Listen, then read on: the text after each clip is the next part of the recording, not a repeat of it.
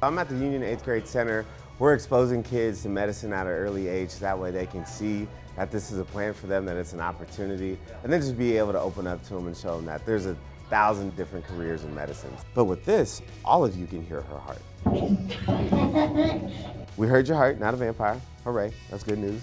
It's called Black Men in White Coats. I don't have my white coats in the other room because it gets hot, but that is the mission. If we were to multiply all the medical school students by 10, we would still not have enough doctors to cover the whole nation and some of the things that are going on. So this little flap that you see, that's what's causing the dub, the beat, okay?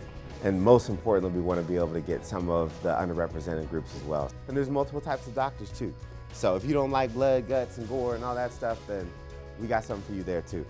With the history that's been involved and all the different things that's going on in terms of the pandemic, it's so important for kids to be able to have access to medicine so they can open up those doors for their families and just as well as our communities. We're gonna talk about the arms of the immunity, so the innate versus the adaptive immune system. All right, here we go. And we're gonna use musical chairs to kind of condense that into a fun game.